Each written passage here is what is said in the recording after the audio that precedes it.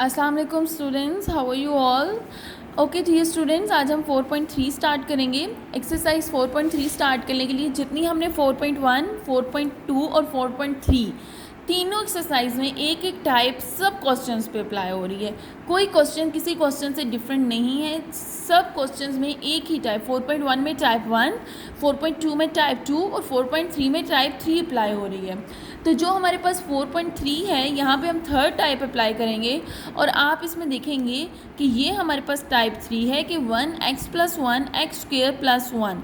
अब इसमें हमारे पास क्या होता है टाइप 3 में कि हमारे पास x की पर्सनल पावर जो है वो 1 नहीं होती, 2 या 2 से ज़्यादा होती है।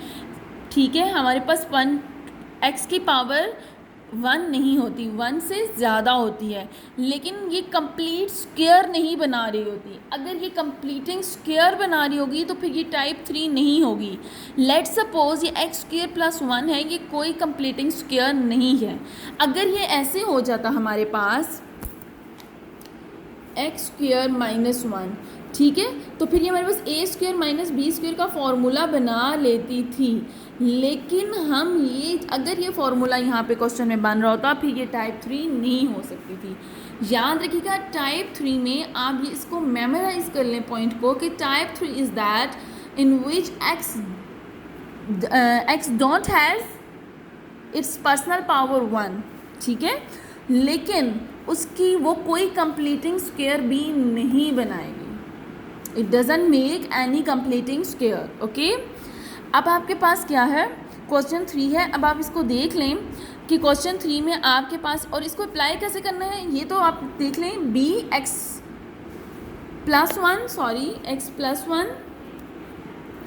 x+1 है, और जब हम सेकेंड टर्म करेंगे जो हमारे पास स्क्वायर में टर्म है x²+1, तो इसको अप्लाई करने का, क्योंकि आपके पास दो टर्म्स हैं पावर में, तो आप इसको कैसे लिखेंगे, bx+c x²+1, ठीक है।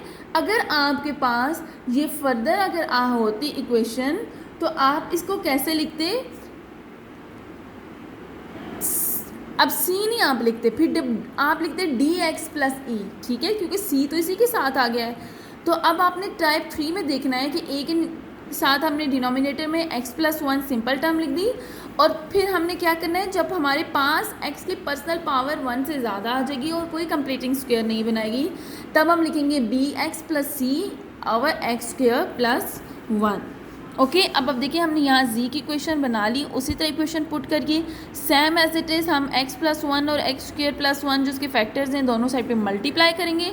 जब हम मल्टीप्लाई कर लेंगे तो हम वहाँ से हमारे पास क्या ax² bx² cx उसी तरह से टर्म्स आ गई। हमने उनके कोफिशिएंट्स कंपेयर करने के लिए x² x0 को सेपरेट करके इक्वेशन 2 भी जनरेट कर लिया। हमने एक्सरसाइज 1 में सिर्फ इक्वेशन 2 जनरेट नहीं की थी, हमने एक्सरसाइज 4.2 जब टाइप 2 कर रहे थे टाइप 2 तब भी हमने इक्वेशन 2 डराइव की, जब हम टाइप 3 कर रहे हैं तब भी हमने इक्वेशन 2 डराइव की है, ठीक है। इक्वेशन 2 डराइव करनी आपको आ गई होगी, हमने लास्ट वीडियो में भी इक्वेशन 2 डराइव की है कि हमने कोफिशिएंट्स को कंपेयर करने के लिए सेपरेट की। जो x² वाले उनको कॉमन लेके एक बार लिख लेना है, कोई डिफिकल्ट नहीं है। x वाले टर्म्स को कॉमन लेके एक बार लिख लेना है, और जो कांस्टेंट होंगे उनको x0 लिख लेना है, ठीक है। अब हमारे पास x+1 की वैल्यू यहाँ से आ सकती थी। x+1 की वैल्यू हमारे पास क्या जनरेट होगी, -1, और इसे हमने इक्वेशन 1 में पुट कर देना है, ठीक है। जहाँ जहाँ हमारे पास x आ रहा है वहाँ हमने क्या पुट कर दिया, x-1। अब देखिए हम मेरे पास पुट कर दिया, हमारे पास a की वैल्यू क्या आ गई, 1/2, ठीक है, 1/2 हमारे पास होगी। अब हमने करना है equating x² on both sides, कि जो ये हमारे पास x² है, हमने यहाँ से सिंपलेस्ट टर्म a+b x² को हम इक्वेट करेंगे दोनों साइड्स पे। तो यहाँ पे अब आप देखें, मैंने आपको लास्ट क्वेश्चन में भी बताया था एक्सरसाइज करते हुए कि जब आपके पास इस साइड पे x² की कोई वैल्यू नहीं होगी, यहाँ पे देखें x² नहीं है, ठीक है, x² है ही नहीं, तो उसका कोफिशिएंट क्या लिखेंगे जो हम कंपेयर करें दूसरी साइड पे। जब दूसरी साइड पे x² होगा ही नहीं तब हमारे पास उसकी वैल्यू क्या हो जाएगी, 0।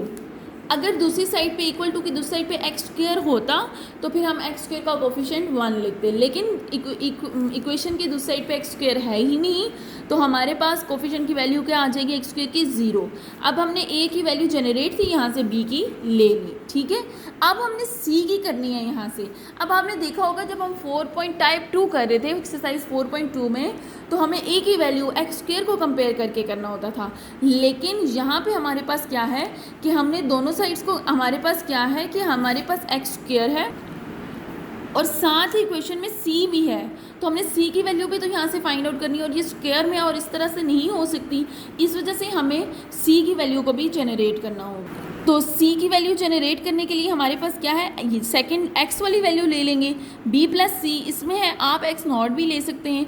कोफिशिएंट इक्वल टू के दूसरी साइड पे देखें आपके पास एक्स की कोई वैल्यू नहीं है, तो एक्स की कोई वैल्यू नहीं है, तो यहाँ पे भी एक्स आपके पास इसका कोफिशिएंट क्या आएगा, 0।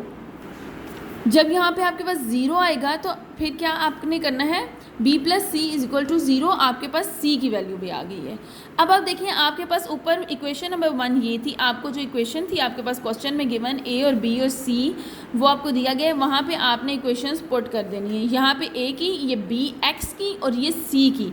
ये अब क्योंकि हमारे पास फ्रैक्शन में, तो फ्रैक्शन आपको सॉल्व करनी आती है, 1 यहाँ ऊपर फ्रैक्शन में हो तो उसका डिनोमिनेटर नीचे आ जाता है, प्लस माइनस माइनस हो गया हमारे पास, और यहाँ पे क्या है हमारे पास x माइनस 1, क्योंकि प्लस माइनस माइनस और ये वाला x, और यहाँ पे हमारे पास क्या आ गया 1, और जो फ्रैक्शन का टर्म थी 2 ये हमने कॉमन ले लिया, और एक्स स्क्वायर प्लस 1, ठीक है। ये हमने इक्वेशन, अगर आप यहाँ तक भी लिख लेंगे आपका ठीक है, लेकिन अगर सिंप्लीफाई करेंगे तो आंसर थोड़ा सा ज़्यादा बेटर लगेगा, ठीक है। अब आपने एक्सरसाइज कौन सी की, एक्सरसाइज 4.3